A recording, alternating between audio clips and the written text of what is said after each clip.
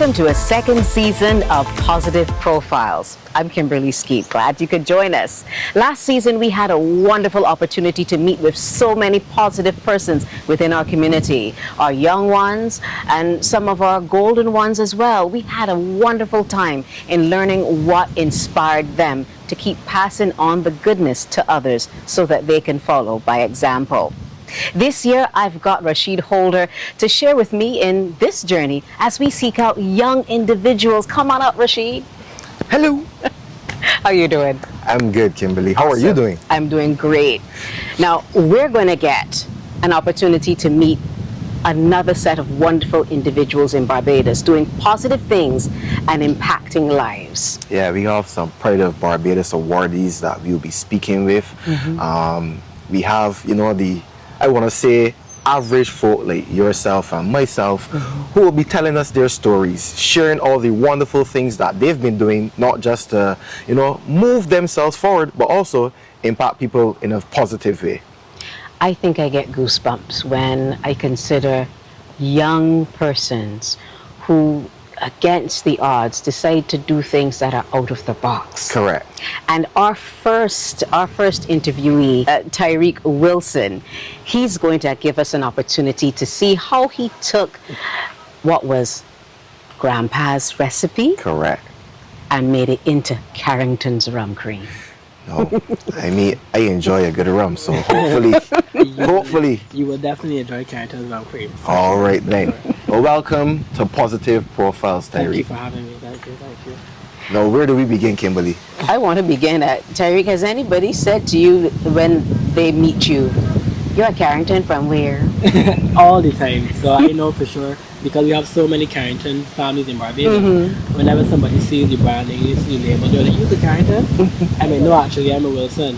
But then I get the opportunity to tell them about the story from Carrington Village. So it still works out in the end. So you grew up in Carrington Village. Yeah. And this is your grandfather's recipe of rum cream. Yeah, so it's interesting because I only found out about it, funny enough, after he died. So he only used to make it for like family and friends. Yeah. But I actually had never seen it. It was only after he died that I saw my mother bring out this gallon bottles of this cream liqueur, and I was like, what is this? I've never seen this in my life. And then she explained to me that this actually came from my grandfather who taught her how to make it. And then thereafter she's made a business out of it as well. During the pandemic, when the world stopped, Pause, they didn't stop. Pause. When the world paused for a very long time, I sat down for a very long time because I wanted to do something that could surprise me.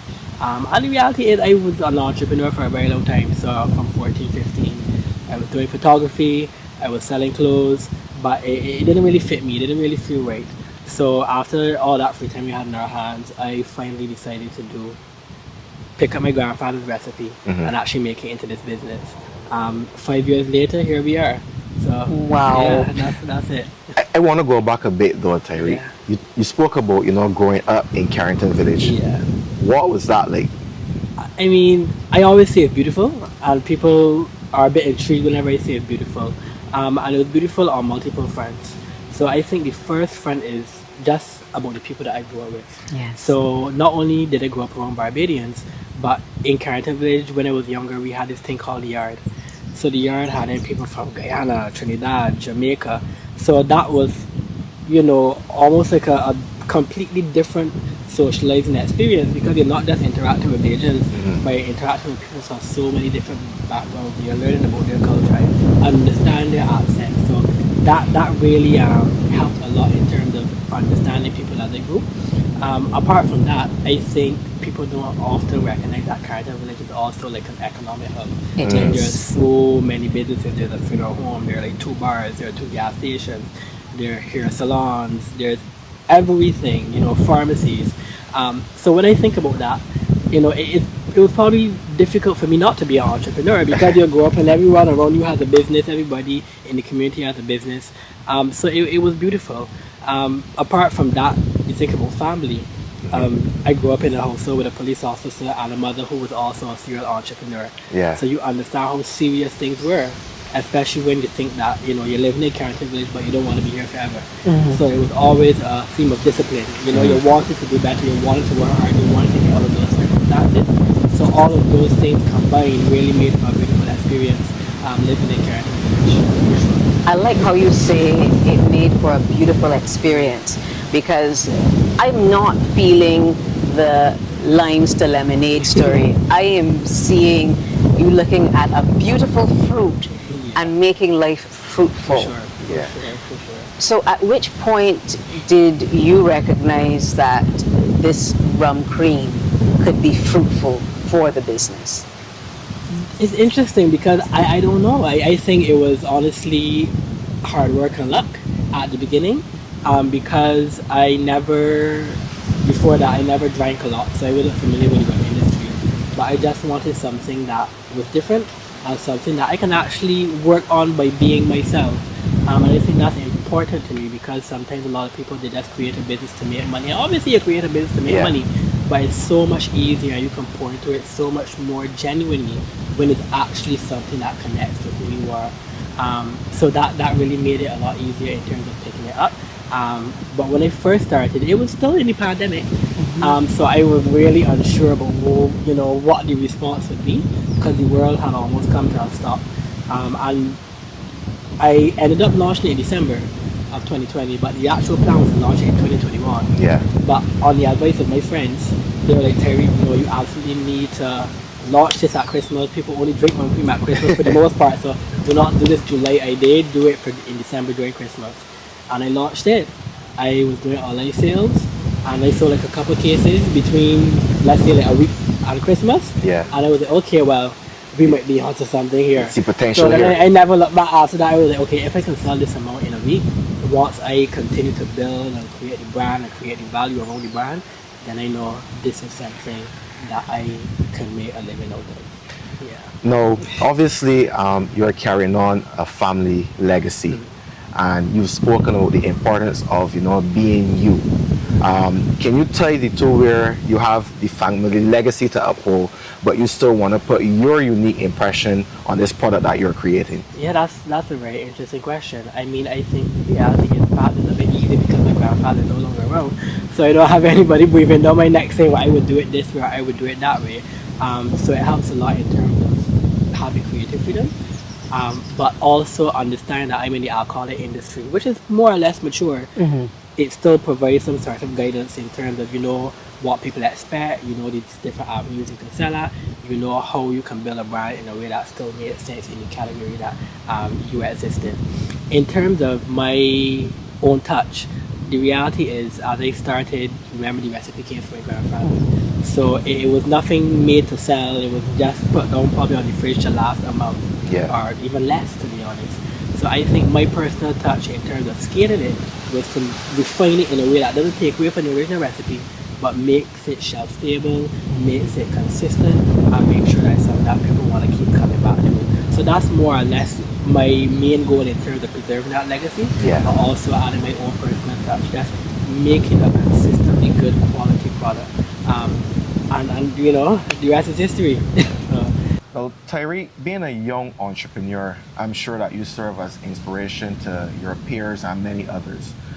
You've seen the business grow over the last, 5 years now? Yeah, 5 years. What kind of impact has that had on you? And where do you see it going, in the future? Yeah, so I think the first impact is stress. I don't sleep well, but that's for a good reason. I think for me, I understand the responsibilities now. Just a bit more because I understand that people perhaps are looking at me a bit more than they ever have. So I still try my best to be, that positive example, do the best that I can do, show people that, hard work does pay off. The reality is that it still doesn't feel any different to when I first started, 5 years, yes, it's a long time.